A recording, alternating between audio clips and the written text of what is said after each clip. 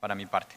Ahora vamos a pasar, este es un tema muy complejo, es un tema que yo creo que requiere de una profundización muy específica y de una experiencia colegiada de las unidades que enfrentamos a este tipo de pacientes. Y después la idea es intentar dar algo de un manejo práctico en la actualidad de la leucemia mieloide aguda y en términos generales de las neoplasias mieloides de alto grado. Y como lo mencionaba, empiezo mostrándoles pues, gráficas que son muy complejas, como la clasificación actual de la European Leukemia Net, en donde realmente encontramos más de 15 subgrupos de riesgo determinados en la actualidad, dependiendo del perfilamiento citogenético y molecular que tienen los pacientes. Y cuando uno mira esto en primera instancia, creo que pues, le puede dar hasta dolor de cabeza, porque es bastante complejo poder llegar a discriminar a los pacientes. Ahora, nosotros hemos hecho a lo largo del tiempo un ejercicio para intentar hacer que esto no sea tan complejo. Y partimos desde la parte izquierda de la diapositiva, considerando que tenemos que encontrar alteraciones definitorias de neoplasias mieloides y que en la actualidad, y este es un dato muy importante, quizás el recuento de blastos no necesariamente está relacionado con la mejor o peor probabilidad de supervivencia que tienen los pacientes, y es algo que incluso por primera vez en la historia reconoce desde el 2022 la Organización Mundial de la Salud y el Consenso Internacional Disidente de Patología. Y realmente lo que más importa es encontrar si los pacientes tienen entidades definitorias. Si no tienen una entidad definitoria, y por primera vez en la historia también tenemos que buscar de forma muy activa TP53, y no es suficiente con hacer FISH, hay que hacer secuenciación completa del gen. Y es muy importante además poder hacer una discriminación. El consenso internacional tiene unos límites diferentes del 10% de variantes alélicas circulantes medidas por NGS para P53, que es muy importante. Excluyendo P53, pasamos a mirar todas las alteraciones epigenéticas, dentro de las cuales están ASXL1, supremamente importante, EZH2, RUNX1, SF3B1 primordialmente. Y allí encontramos pues, varias entidades definitorias. Si no encontramos ninguna entidad en este punto, debemos pasar a mirar el cariotipo. Sigue siendo relevante el cariotipo, sigue siendo relevante tener cariotipo complejo, y en este momento se reconoce como de riesgo adverso a aquellos pacientes que tienen tanto hiperdiploidía como hipodiploidía o que son cercanos a la hipodiploidía para las neoplasias mieloides. Y finalmente, luego de haber descartado todo esto, y en la parte inferior ustedes lo ven, tenemos que mirar si los pacientes tienen mutaciones o variantes genéticas de línea germinal. Y para esto pues tenemos que hacer incluso estudios sobre las células CD34 y sobre otros tejidos, incluso por ejemplo tejido gonadal o células estromales, células madre estromales, para identificar si los pacientes tienen o no mutaciones de línea germinal. Finalmente, después de haber hecho todo este workup, vamos a la última parte de la diapositiva, que es la parte izquierda, en donde llegamos a la conclusión que el paciente tiene una leucemia mieloide aguda o una neoplasia mieloide de alto grado no especificada, en donde lastimosamente se quedan la mayoría de nuestros pacientes cuando no hacemos todo este workup. Ahora, lo que mencionaba previamente es supremamente importante en cuanto al recuento de blastos. No necesariamente el recuento de blastos es un reflejo de una mejor o peor probabilidad de supervivencia, y estos son cohortes, gráficas hechas con cohortes muy grandes de muchos años, en las cuales nos hemos dado cuenta que los pacientes con síndromes mielodisplásicos tienen una peor probabilidad de supervivencia que los pacientes con leucemias mieloides agudas. ¿A razón de qué? A razón que pues, estos pacientes, por supuesto, son adultos mayores, que muchas veces no son candidatos para terapias intensivas, o que muchas veces cometemos el error, que este es el mensaje que quisiera dejarles, de clasificarlos como síndromes mielodisplásicos y los dejamos con la mejor terapia de soporte y no intervenimos sobre el curso natural de la enfermedad, que es realmente lo que deberíamos hacer hoy en día. Y a razón de esto es muy probable que sea que los pacientes tienen una peor probabilidad de supervivencia. Entonces, nuestra recomendación para hacerlo y pues ya mirando un poco más a profundidad el sistema de salud y la realidad actual en República Dominicana, para nosotros siempre ha sido un reto igual al que ustedes tienen en este momento. Y es un trabajo pues mancomunado de ya más de 10 años que nos ha llevado a desarrollar este tipo de tecnologías en nuestro centro y que nos ha permitido tener acceso además a múltiples estudios clínicos. En la actualidad tenemos 170 y algo estudios clínicos multicéntricos solamente en el Instituto Nacional de Cancerología, y eso nos permite pues prácticamente incluir a todos nuestros pacientes en algún estudio clínico. Es supremamente importante contar con estos cuatro pilares. Lo primero, tener una muy buena citometría de flujo multiparamétrica y desarrollar institucionalmente protocolos de citometría de flujo de siguiente generación para las diversas patologías. Segundo, en la parte superior, todas las técnicas de biología molecular. Es fundamental tener ASO-PCR y desarrollar PCRs en tiempo real para mutaciones somáticas a base de técnicas de microarrays, MLPA, y más allá de esto, desarrollar paneles de secuenciación de DNA y de RNA que nos permitan justamente evaluar los productos de la expresión génica como tal. Es fundamental también contar con una muy buena citogenética básica, contar con un muy buen cariotipo, pero además tener un panel robusto de FISH. Y es supremamente importante también tener en cuenta que las imágenes diagnósticas cobran relevancia en nuestros pacientes. Desde que nosotros empezamos a hacer PET-CT en todos los pacientes con neoplasias mieloides de alto grado, nos hemos dado cuenta que casi el 60% de los pacientes pueden tener enfermedad extramedular. Y esto es algo que pues, realmente no está descrito en la literatura, pero que implica un enfoque terapéutico como tal diferente.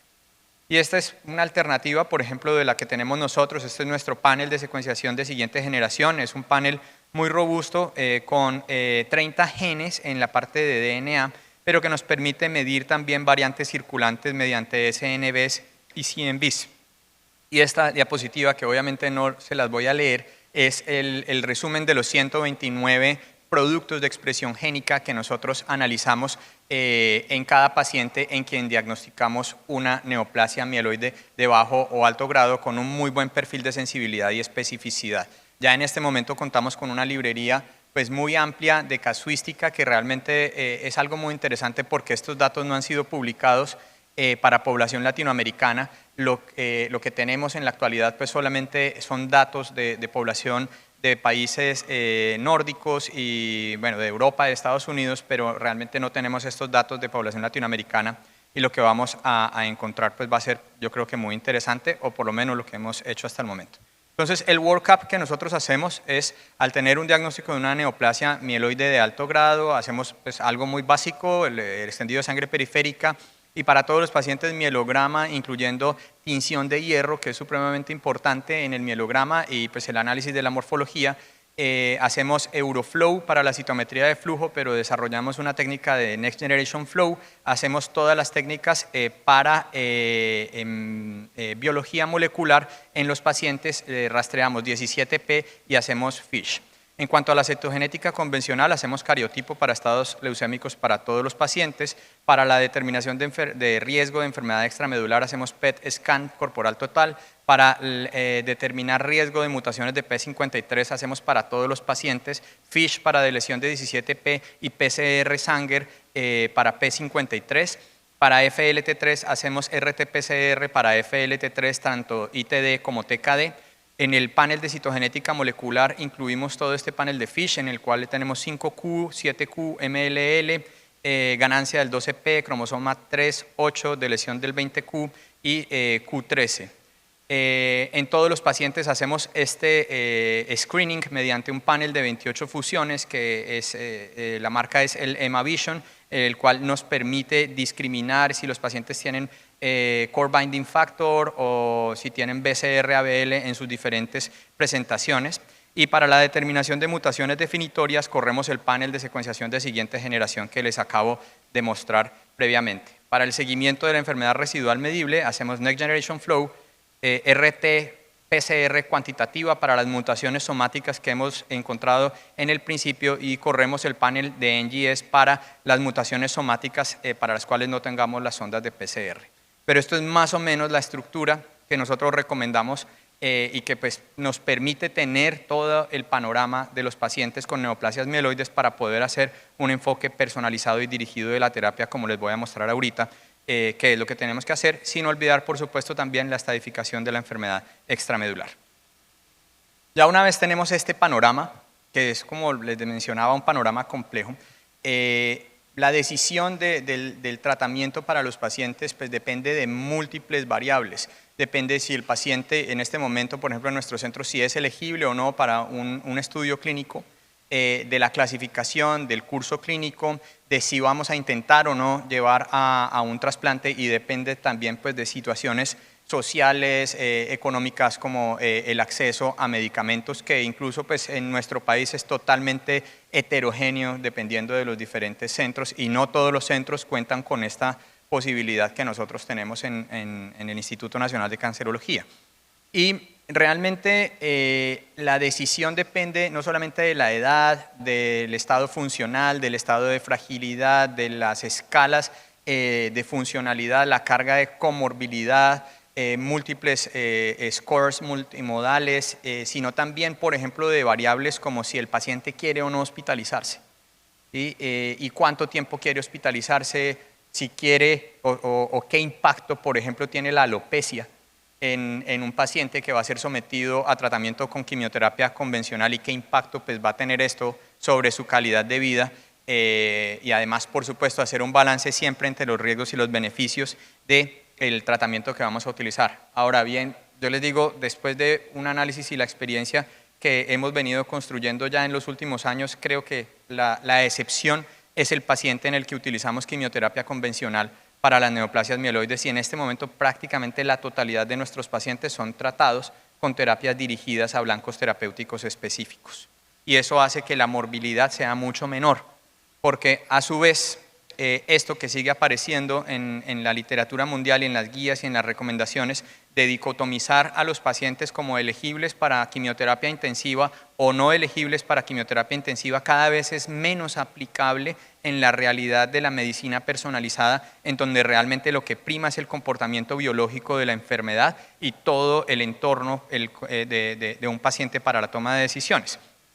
Esto lo van a seguir encontrando como tal en las recomendaciones, pero realmente, por ejemplo, les digo que para los pacientes que son incluso elegibles para terapias intensivas, hemos encontrado en las combinaciones con venetoclax la mejor alternativa para llevar a los pacientes a una respuesta completa y ser llevados posteriormente a un trasplante halogénico de precursores hematopoyéticos.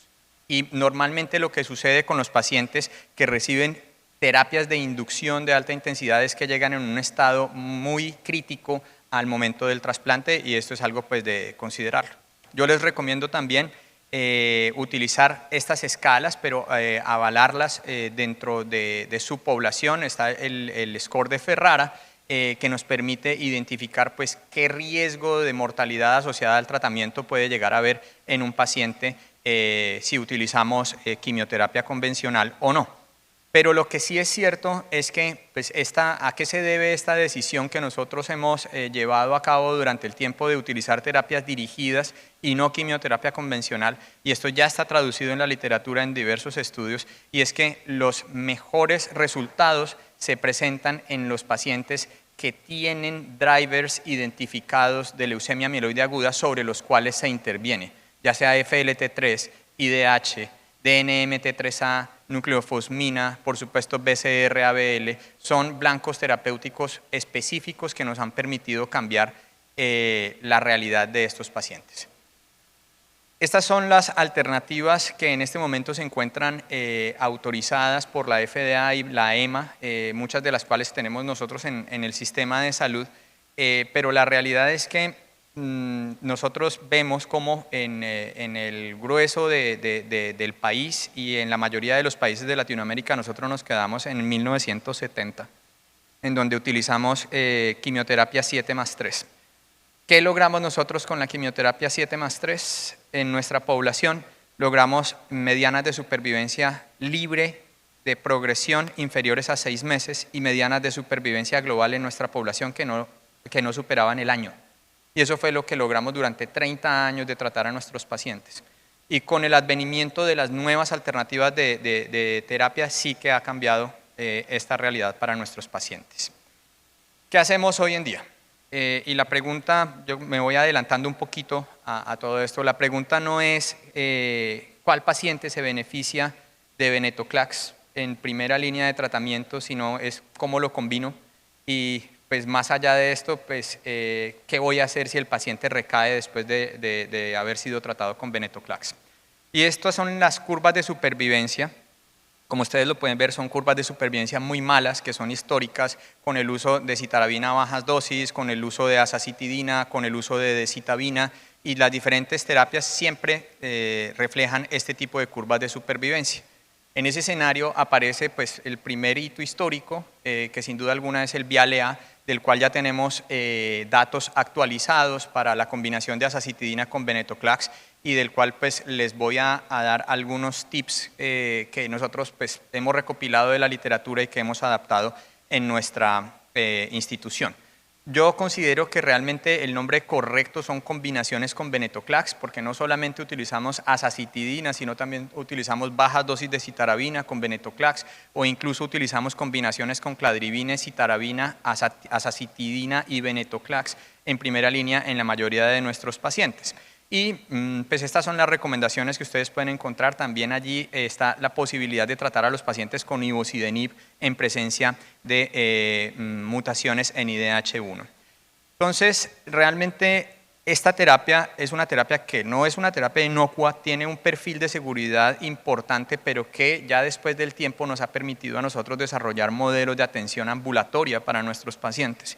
Y los pacientes reciben, digamos que los primeros días de la inducción, después de haber hecho un proceso de citorreducción en monitorización hospitalaria, pero de allí en adelante pues ya nosotros lo estamos haciendo prácticamente todo de forma ambulatoria. Ahora, y este es un punto que es crítico porque las recomendaciones de European Leukemia Net no necesariamente se reflejan para todos los esquemas de tratamiento, y muy probablemente hoy en día lo que tenemos que hacer es aplicar una escala diferente para cada tipo de tratamiento. Y por ejemplo, para los pacientes que son tratados con azacitidina y venetoclax, se ha diseñado esta escala en la cual se tiene en cuenta TP53, la presencia o no de FLT3 y TD y la presencia o no de mutaciones en KRAS y NRAS. Y de esta forma podemos discriminar estos tres grupos de riesgo. Como ustedes ven en la curva de arriba, los grupos de riesgo intermedio y adverso, de acuerdo a la clasificación de European Leukemia Net, no es adaptable para los pacientes que reciben VIALE-A, pero sí lo que sucede con la discriminación de estas tres variables, que es una clasificación mucho más simple. Y esto se traduce pues en estos tres grupos de riesgo en los cuales encontramos un mayor beneficio si los pacientes no tienen P53, FLT3, KRAS o NRAS, y el peor grupo de riesgo sin duda alguna sigue siendo P53, para el cual pues realmente en la actualidad aún no tenemos unas alternativas. Esto se aprende, yo creo que con el tiempo. Nosotros ya en este momento completamos más de 250 pacientes tratados con ASA-VEN, que van a ser publicados y analizados, y pues hay varias recomendaciones dependiendo de si el paciente recibe o no inhibidores fuertes de CYP3A. ¿De qué depende esto? Y haciendo el empalme con la charla de infectología, creo que esto sin duda alguna depende de la epidemiología local.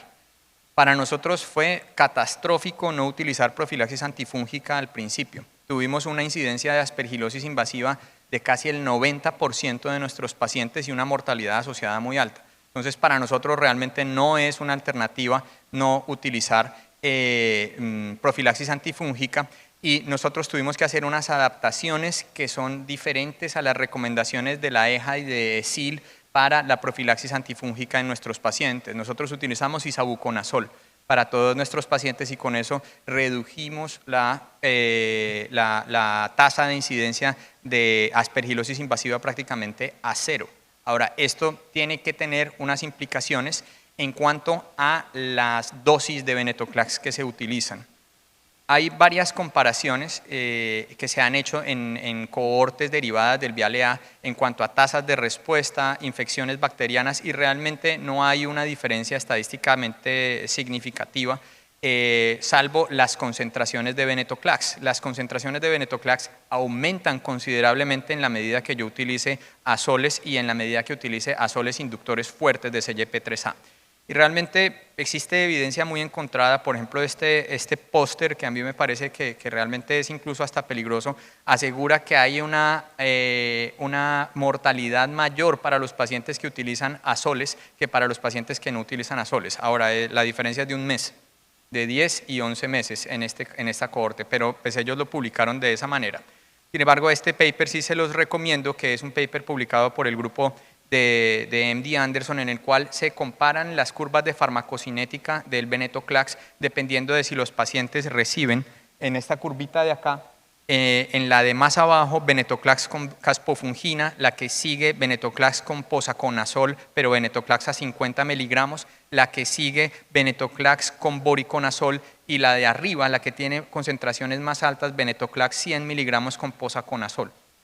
Entonces, realmente, por ejemplo, si yo voy a utilizar posaconazol como profilaxis antifúngica, debo reducir las dosis entre 50 y 70 miligramos de venetoclax. Y esto, pues realmente sería lo ideal tener cómo medir niveles séricos de venetoclax, pero no está disponible pues, en la mayor parte del mundo. En cuanto a la evaluación de la respuesta, hay que tener paciencia porque los pacientes no necesariamente entran en respuesta completa con enfermedad residual medible negativa desde el primer ciclo. Incluso, como ustedes ven en la curva, hasta el 3% de los pacientes pueden lograr respuesta después del ciclo 8.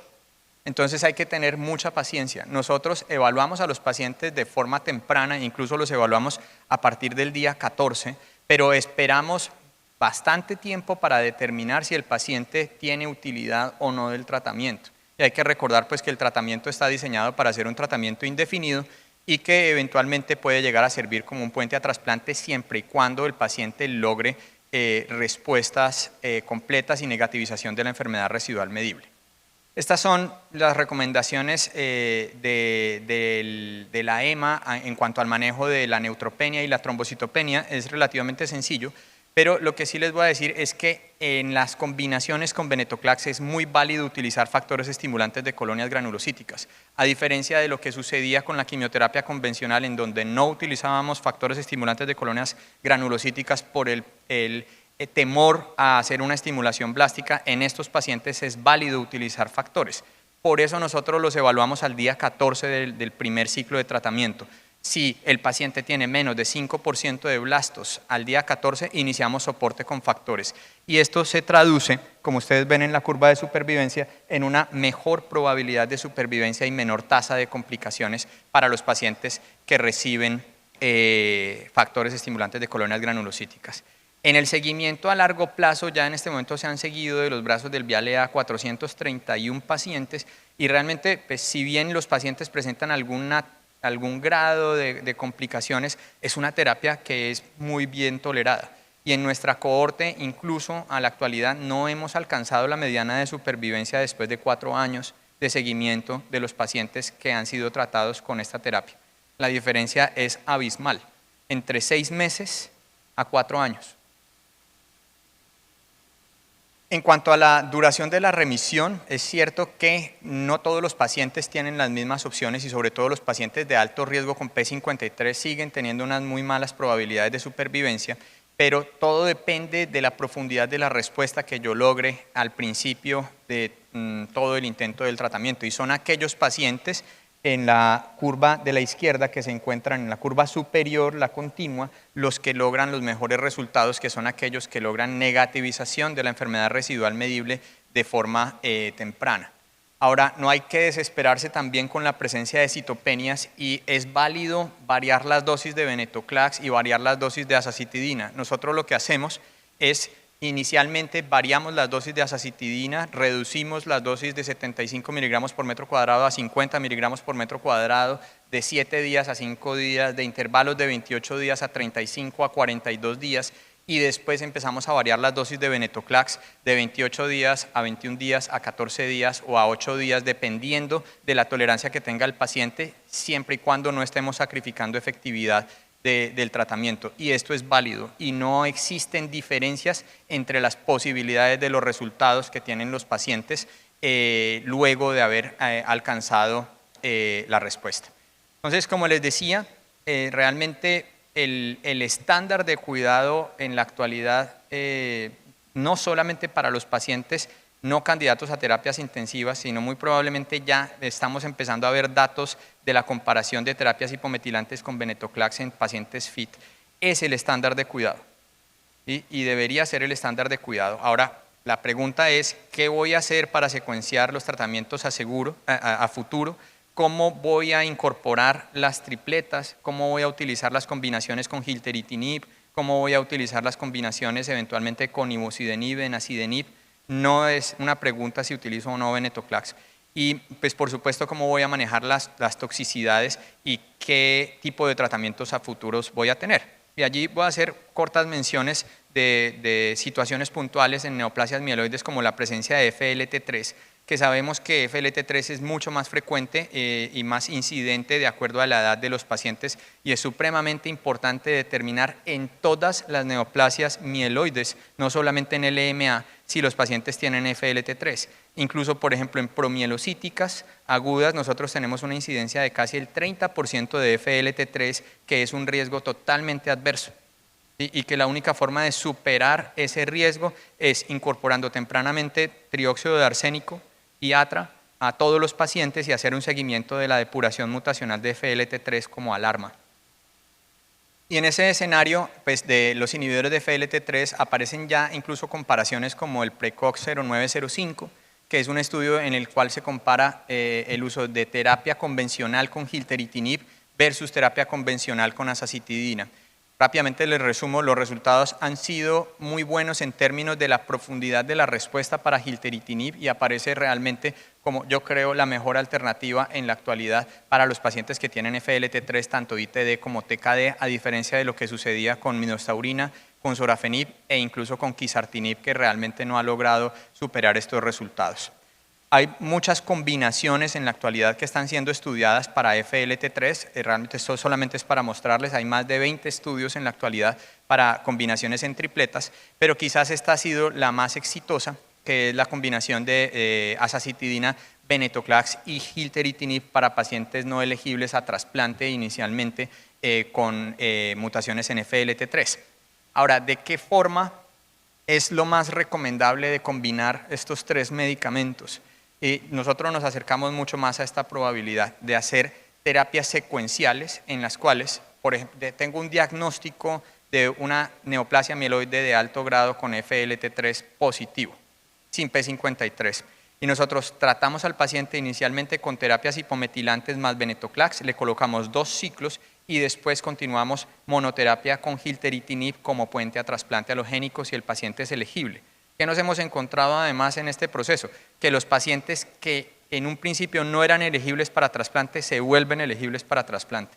E incluso pues ya estamos haciendo trasplantes en neoplasias mieloides de alto grado hasta en pacientes de 75 años, que es realmente pues la mejor alternativa de curación. La alternativa para MD Anderson es mejor, para ellos es mejor esta, que es combinar terapias hipometilantes más venetoclax más el inhibidor de FLT3 al tiempo. La cuestión de esta combinación, de esta tripleta concomitante, es el manejo de la toxicidad, que realmente pues, puede llegar a ser un problema.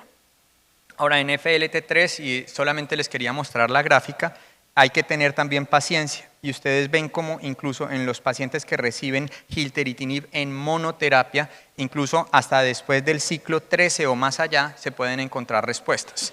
Y hay que estar midiendo la profundidad de la respuesta molecular mediante PCR durante todo el curso del tratamiento, teniendo paciencia. Y es solamente cuando el paciente se encuentra en respuesta completa molecular el momento en el cual debe ir a un trasplante alogénico de precursores hematopoyéticos. Hay muchas otras alternativas, está el Vixeos, que es una combinación liposomal de citarabina y doxorubicina, que aparentemente es la mejor alternativa conocida a la fecha para las leucemias mieloides agudas o las neoplasias mieloides de alto grado asociadas a la terapia, y diversas combinaciones dentro de las cuales pues, están las terapias convencionales incluidas, pero cada vez se utiliza menos quimioterapia intensiva. Y en este panorama, solamente a manera de una mención, aparecen los inhibidores de menina como una probabilidad también aceptable hasta el momento de tratamiento.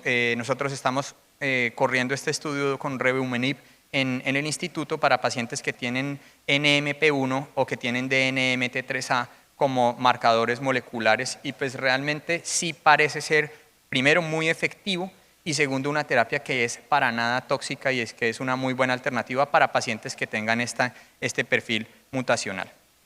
Ya que hacemos después del trasplante, y esto es una pregunta que se ha hecho durante mucho tiempo, ¿es válido utilizar terapias de mantenimiento en neoplasias mieloides? Y yo creo que la respuesta cada vez tiende a ser más que sí.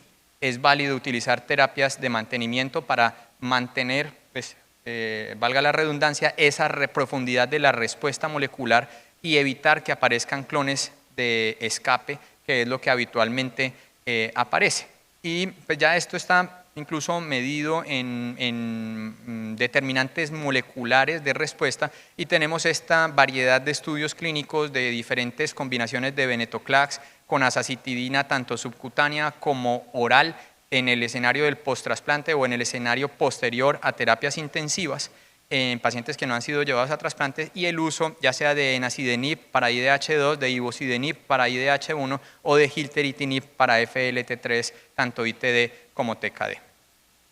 Finalmente, entonces, los paradigmas del tratamiento en la LMA, cada vez más pues, nos acercamos a esta realidad que es no tratar a los pacientes con quimioterapias, sino combinar terapias de baja intensidad como las terapias hipometilantes más venetoclax, y combinar esta terapia con inhibidores específicos de variantes moleculares y de rutas de transducción de señales que son mucho más efectivas y menos tóxicas para los pacientes, y que incluso nos permiten hasta hacer estos tratamientos de forma ambulatoria, con un margen de seguridad absoluto. Ahora, ¿qué vamos a hacer después de esto? Por ahora seguimos haciendo trasplante halogénico de precursores hematopoyéticos, pero estamos llevando investigaciones a nivel global con anticuerpos biespecíficos, inhibidores de punto de chequeo, vacunas, toxinas o terapia basada en el receptor del linfocito T. Dentro de esto, solamente a manera de mensaje, la profundidad de la respuesta que nosotros evaluamos es fundamental, y es totalmente necesario desarrollar técnicas de seguimiento molecular de la respuesta en pacientes con neoplasias mieloides, y el mejor ejemplo de todo esto es la nucleofosmina. Cuando no tenemos una profundidad de la evaluación de la respuesta de NMP1 podemos cometer muchos errores, y es así como, por ejemplo, solamente los que están en rojo son aquellos pacientes que logran respuesta morfológica pero que se encuentran en falla molecular. Todos estos naranjas son las fallas moleculares, y los amarillitos son los que tienen respuesta sostenida con negativización de la enfermedad residual medible, y los de abajo los que logran respuesta molecular completa. Esa es la respuesta que tenemos que buscar, y para buscar eso justamente tenemos que intentar hacer un enfoque molecular dirigido a blancos terapéuticos específicos, en este caso de la NMP1, por ejemplo, con los inhibidores de menina.